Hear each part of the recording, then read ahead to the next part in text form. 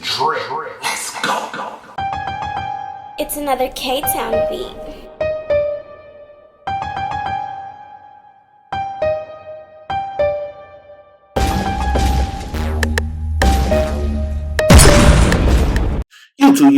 YouTube. It's your boy, Mr. Outliner. I'm back. I got my boy Trizzy Trey in the building. This is one part of the dynamic duo, Armon and Trey. Hey, look, don't forget, like, comment, subscribe, tell a friend to tell a friend. You know how we do it.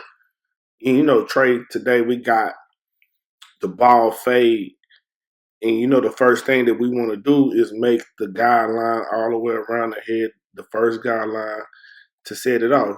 While I'm doing that, while I'm showing you that, let me give you a little background. Armon and Trey, they just got off the Forever tour. They had a couple hot songs on there. They got a new song right now called Right Back. They got the remix of Right Back with NBA Youngboy on it. So if you haven't heard it, go check it out. Dope song.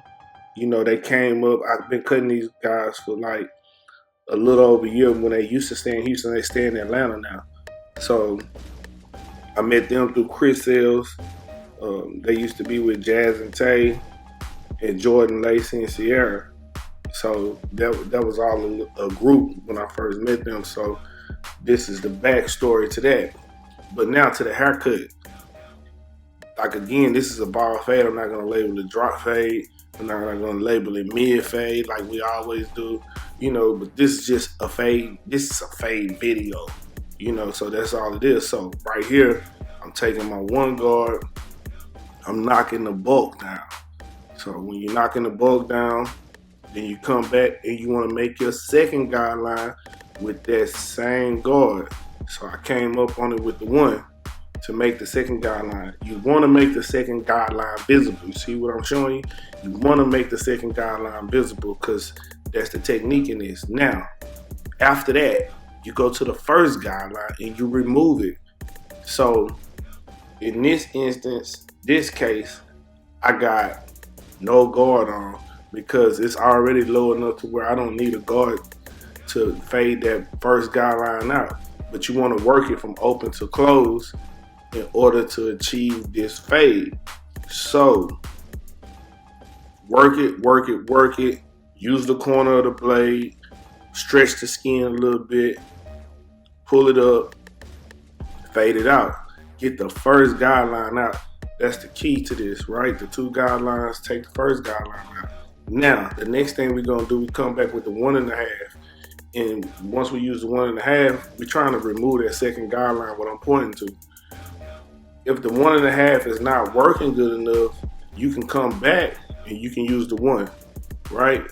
And also, the other key to this, you want to stay on that guideline. You want to fade out just that guideline. You don't want to go any higher than that. You want to ride that guideline until it's gone. Just keep the guard on that guideline and keep fading.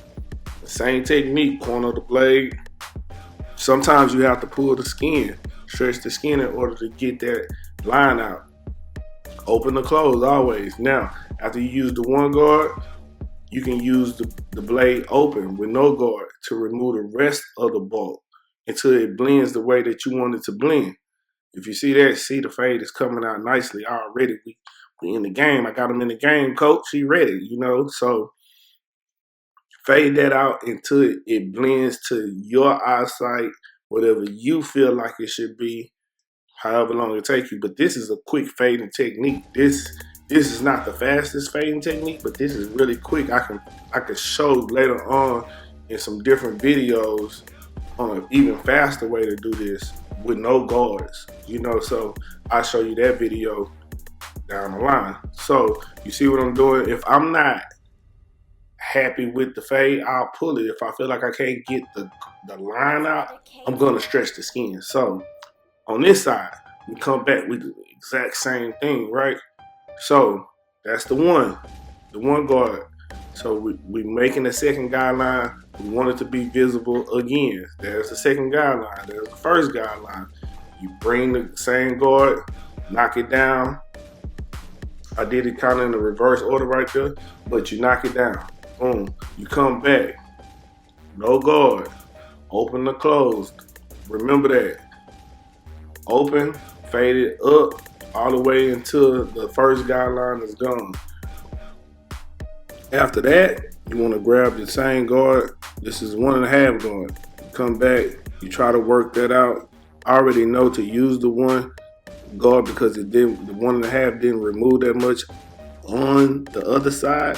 So this time I jumped straight into the one guard and I used it to take some of the bulk off, right? But the key is I know we made the second guideline with the one guard, but if you angle it in the right direction, you can use it kind of like bigger than a one guard, like in between the 1.5 and a 1. So if you want to do that, you just have to angle it. So that's a little trick in there into how you can manipulate the guard to do other things that you wanted to do. After that, after you remove the bulk from that second guideline, you keep doing what you need to do to remove it, work your way down. We back open to close, and I can do that with this because I know how to manipulate the angles of how I'm holding it. Like you can hold it like 45-degree angle, 50 degrees, 60 degrees, anywhere between 45 and 90 degrees to create a different length for the blade, right? It's all in technique. So that's what I was telling you in later videos. I can show you without any guards how to manipulate it and get the fade out even faster than this, because this shouldn't take you longer than, after you master it, this could take me all of 12 minutes to do this. And I'm just showing you on video, so on video it seems like it's taking me a little longer, but actually I could do this in 12 minutes. Perfect fade, you know. So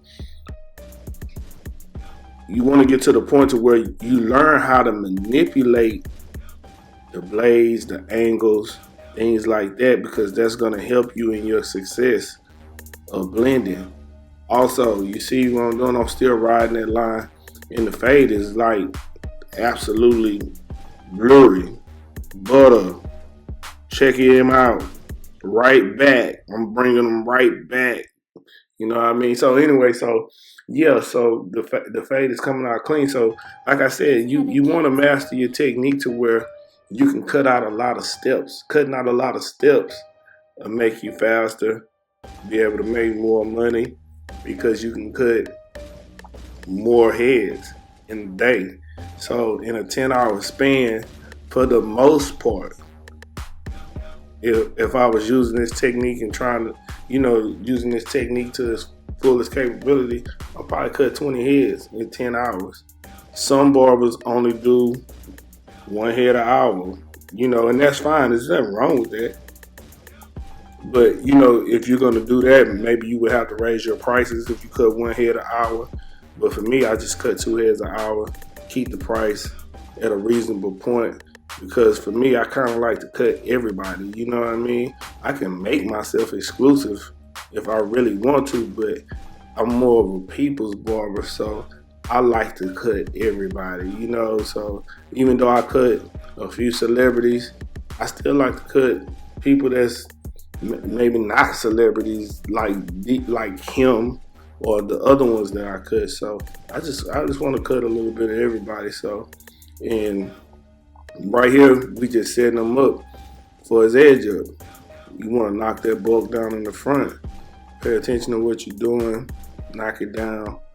And a lot of times when you guys like see me doing the edge up,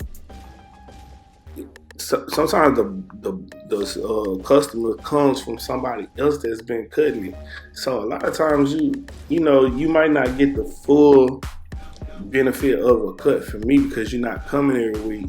I seen like on the Chris Sales video I did, he was like, man, he ain't really need no haircut. What you do, but Chris come to me like every week, so his haircut look the same. Consistency is a big thing. So for me, when I'm cutting Chris hair, it doesn't take a lot because I cut it every week, so it's already set up, so it's nothing for me to do. Just like when I was cutting Trey hair every week, it's nothing for me to do, so, but I know his hair so good. So look at this. So you want to work from the middle to the left to right, right to left, from the middle, right? So we do that, and look, fade is, this is the most important part of the haircut. The fade is cool, but most people like their edge up, and a lot of people come to me because I'm able to give them that crispy lineup that they're looking for, right?